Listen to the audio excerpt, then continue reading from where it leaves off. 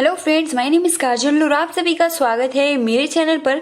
और आज के इस वीडियो में हम डिस्कस करने वाले हैं यूपीडीएलएड सेकंड सेमेस्टर सब्जेक्ट इंग्लिश। इसके पहले हमने the grammar translation method, direct method और कल हमने ऑडियो लिंगल, बाइलिंगुअल मेथड, ये हमने चारों टॉपिक बहुत ही अच्छे से डिस्कस कर लिए हैं। आज के इस वीडियो में हम डिस्कस करेंगे स्ट्रक्चरल अप्रोच के बारे में, बहुत ही अच्छे से इसको डिस्कस करेंगे। तो चलिए फ्रेंड्स शुरू कर दिए, वीडियो को लाइक कर दीजिए और अपने फ्रेंड्स मित्र को शेयर कर दीजिए। जैसे कि इसके पहले भी हमने जब शुरुआत में सेकंड सेमेस्टर क्लासेस लिया था तो हमने बहुत ही अच्छे से डिस्कस किया था। ठीक है, तो चलिए जानते हैं स्ट्रक्चरल अप्रोच क्या होता है। तो अगर मैं आप सभी को हिंदी में अगर बताऊं स्ट्रक्चर मतलब क्या होता है तो संरचनात्मक, अप्रोच मतलब क्या होता है दृष्टिकोण, यानी मीनिंग। और सबसे पहले देखिए मैं आप सभी को बता दूं कि इसका मतलब क्या होता है। मीनिंग ऑफ स्ट्रक्चर यानी किसी भी सेंटेंस के लिए सबसे पहले जो महत्वपूर्ण होता है वो कि हर एक वर्ड्स कहाँ पे, कौन से जगह पे फिट और किस तरीके से उसको मीनिंगफुल बनाया जा सकता है। ठीक है, ताकि तभी तो आप एक अच्छे वाक्य का निर्माण कर सकते हैं। अगर आपको स्ट्रक्चर के बारे में नॉलेज ही नहीं होगा तो फिर आप किसी भी सेंटेंस को बहुत ही अच्छे से क्रमबद्ध तरीके से आप सेट नहीं कर सकते हो। तो चलिए जानते हैं। सबसे पहले क्या कह रहा है, arrangement of words in certain order that convey some meaning.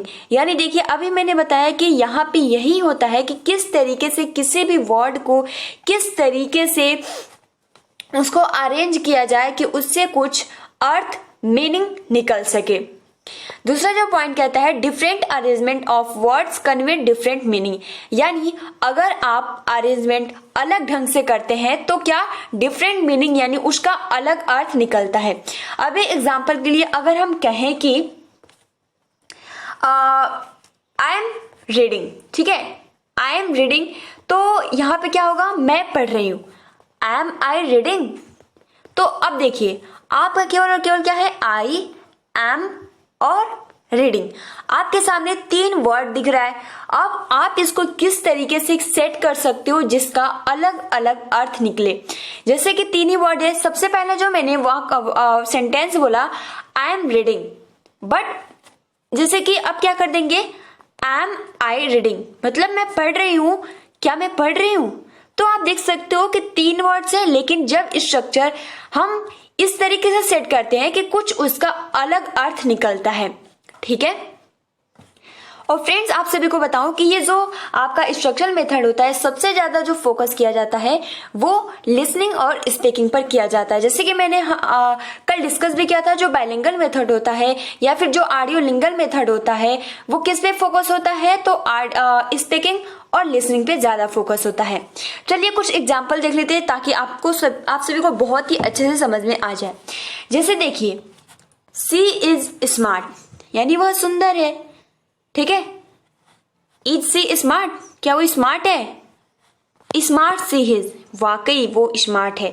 तो फ्रेंड्स आप देख सकते हो सी इज स्मार्ट, केवल 3 वर्ड है, लेकिन हमने इस तरीके से इसको सेट किया कि तीनों ही मीनिंग के कुछ अलग अलग अर्थ निकलते हैं। तो फ्रेंड्स यही है स्ट्रक्चरल अप्रोच और सबसे ज्यादा इसी पे फोकस किया जाता है। ठीक है, she is smart, is she smart, smart she is. ठीक है, आगे बढ़ते हैं। अब देखिए new approach and oral approach, यानी जो आपका ये मेथड होता है, जो दृष्टिकोण होता है वो ओरल और ओरल पे बेस्ड होता है। ठीक है, सुनने और बोलने पे। ठीक है, listening and speaking. Learning a foreign language, mastery of structure is more important then the vocabulary. यहाँ पे क्या बोला जा रहा है कि अगर आप विदेशी भाषा सीख रहे हो, अगर आप उसमें मास्टरी यानी आप उसमें बहुत ही अच्छा अपना जो भी है प्राप्त करना चाहते हो, जो भी आप लैंग्वेज सीख रहे हो बहुत ही अच्छे से सीखना चाहते हो, तो सबसे पहले जो आपका इम्पोर्टेंट यानी जो महत्वपूर्ण होता है वो स्ट्रक्चर होता है। उसके बाद वोकैबुलरी आती है, यानी सबसे ज्यादा जो महत्वपूर्ण माना जाता है वो स्ट्रक्चर पे ध्यान दिया जाता है। उसके बाद देख सकते हो more important then the vocabulary, यानी सबसे पहले स्ट्रक्चर पे ध्यान दिया जाता है, तब आप शब्दावली पे ध्यान देंगे। तो बहुत ही महत्वपूर्ण लाइन है, learning a foreign language mastery, यानी आप फॉरेन लैंग्वेज या विदेशी भाषा में बहुत ही अच्छे से सीखना चाहते हो तो आपको मास्टरी मतलब होता है महारत। ठीक है, तो सबसे पहले तो सबसे ज्यादा जो महत्वपूर्ण होता है वो स्ट्रक्चर का होता है, तब आपका वोकैबुलरी का होता है। नेक्स्ट जो पॉइंट कहता है based on the principle of speech not writing, यानी जो आपका यह सिद्धांत है यह भाषण, क्योंकि लिसनिंग और स्पीकिंग बोलना और सुनने पे बेस्ड होता है, ना कि राइटिंग। ठीक है, तो ये बहुत ही महत्वपूर्ण लाइन है, based on the principle of speech not on writing, यानी जो आपका यह सिद्धांत होता है, स्ट्रक्चरल अप्रोच सिद्धांत होता है, यह भाषण यानी आप कह सकते हो सुनने और बोलने का पे बेस्ड होता है, आधारित होता है, लिखने पर नहीं। Focus on certain structure and pattern, यानी सबसे ज्यादा जो फोकस किया जाता है स्ट्रक्चर और पैटर्न पे फोकस किया जाता है, जैसे अभी शुरू से ही हम लोग डिस्कस कर रहे हैं। अगला जो पॉइंट कहता है student are oral and student copy them by drill, यानी सबसे पहले जो स्टूडेंट्स होते हैं वो सुनते हैं, उसके बाद कॉपी करते हैं और उसके बाद बहुत सारे प्रैक्टिस करते हैं जिसमें आपका repetition, substitution and question answering होता है। ठीक है, नेक्स्ट जो पॉइंट कहता है individual student acquired 275 basic structure after schooling and complete 3000 words in vocab, यानी जब जो छात्र होते हैं जब वो क्लास यानी जब स्कूल में पढ़ते हैं तो वो 275 बेसिक स्ट्रक्चर यानी वो इतना वर्ड अपने आप वो कंप्लीट कर लेते हैं, और जैसे ही उनका स्कूलिंग कंप्लीट होता है, उनकी स्कूली शिक्षा जैसे ही कंप्लीट होता है तो वो 300 शब्द उनका शब्दावली में आ जाता है। अब देखिए सिलेक्शन ऑफ स्ट्रक्चर, सबसे पहले तो आपको स्ट्रक्चर यानी आपको शुरुआती पढ़ाते टाइम यानी जब आप शुरुआत में इस अप्रोच से पढ़ा रहे हो तो उस टाइम आपको क्या ध्यान देना चाहिए। तो सबसे पहले सिंपल स्ट्रक्चर, यानी बहुत ज्यादा टफ नहीं होना चाहिए, बिल्कुल सिंपल स्ट्रक्चर होना चाहिए ताकि उनको बहुत ही आसानी के साथ समझ में आ जाए। ठीक है, जैसे कि सिंपल स्ट्रक्चर में आप कह सकते हो कि जैसे ही इज सिंग, इस तरीके से आप मतलब सिंपल होना चाहिए। उसके बाद देखिए यूजफुल होना चाहिए, उसके बाद टीचेबल स्ट्रक्चर यानी पढ़ने योग्य होना चाहिए, और प्रोडक्टिविटी होनी चाहिए, प्रोडक्टिविटी। तो फ्रेंड्स ये हो जाता है सिलेक्शन ऑफ स्ट्रक्चर, सबसे पहले सिंपल, उसके बाद यूजफुल, उसके बाद टीचेबल और उसके बाद प्रोडक्टिविटी। अब देखिए टीचिंग स्ट्रक्चर सिचुएशन, सबसे पहले तो देखिए आपको गेस्चर एंड एक्शन करके बताना चाहिए, ब्लैक बोर्ड का यूज करना चाहिए, और उसके बाद पिक्चर चार्ट मॉडल इसका भी यूज करना चाहिए। तो ये हो जाता है टीचिंग स्ट्रक्चर सिचुएशन। उसके बाद देखिए टाइप्स ऑफ स्ट्रक्चर, यानी जो आपका टाइप्स यानी कौन कौन से, तो सबसे पहले तो सेंटेंस स्ट्रक्चर यानी वाक्य, जैसे simple Radha is a good girl. ठीक है, फॉर्मूला स्ट्रक्चर, तो इसमें जो आपका हो जाता है गुड आफ्टरनून। फ्रेज स्ट्रक्चर जिसमें आपका फ्रेज कुछ आ जाते हैं, ठीक है, फ्रेज वाले वाक्य। उसके बाद देखिए इडियमिक स्ट्रक्चर जिसमें मुहावरे आ जाते हैं। तो फ्रेंड्स ये देखिए आपका पूरा स्ट्रक्चर। अब देखिए इसमें जो ये पूरा क्या था आपका मेरिट था, अब डीमेरिट में आप कह सकते हो कि इसमें केवल और केवल किस पे फोकस किया जाता है, लिसनिंग और स्पीकिंग यानी रीडिंग और राइटिंग को नेग्लेक्ट कर दिया जाता है।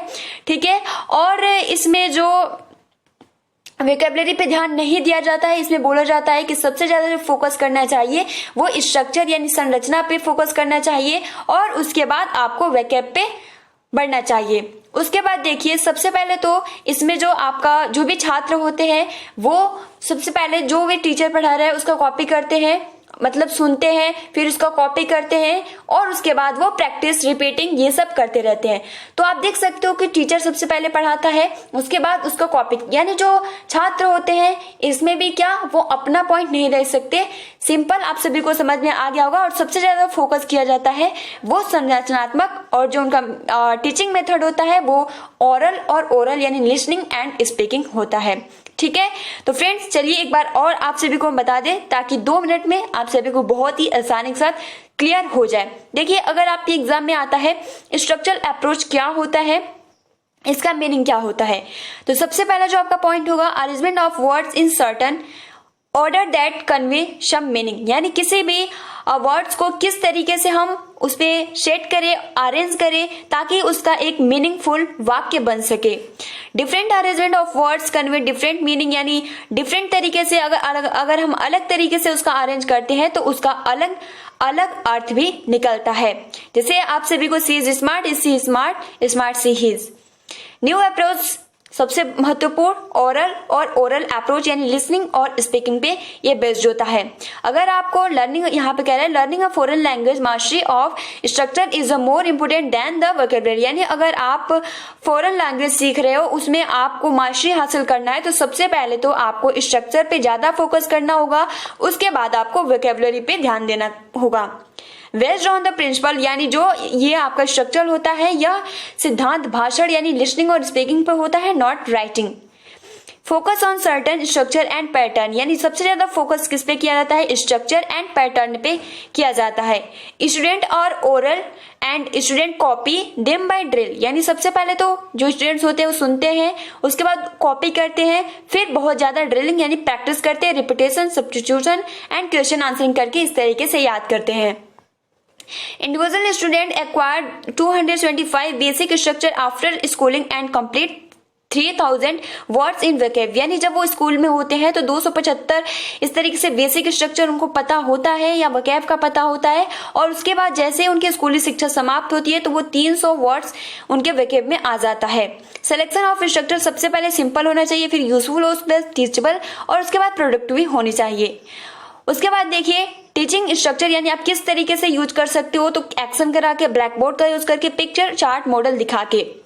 उसके बाद देखिए सेंटेंस, सबसे पहले तो टाइप्स ऑफ स्ट्रक्चर 4 होता है, sentence structure, formula structure, phrase structure और एडमिक। तो सबसे पहले सेंटेंस में आपका सिंपल आ जाता है, फॉर्मूला में आप कह सकते हो कि अभिवादन, गुड आफ्टरनून, गुड नाइट, ये सभी आ जाते हैं, ठीक है, थैंक यू, ये सभी जितने भी आपके शिष्टाचार के वाक्य होते हैं ये फॉर्मूला स्ट्रक्चर में आ जाते हैं, फ्रेज आ जाते हैं, ठीक है, और जो फोर्थ है इसमें आपका मुहावरा आ जाता है। तो फ्रेंड्स आई होप कि आपको बहुत ही आसानी के साथ ये क्लियर हो गया होगा, ठीक है।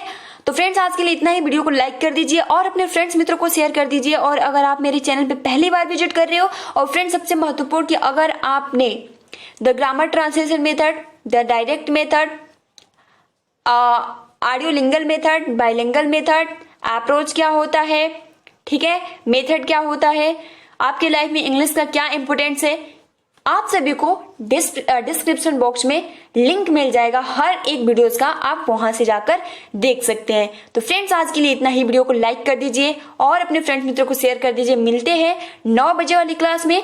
Thanks for watching, take care and best of luck.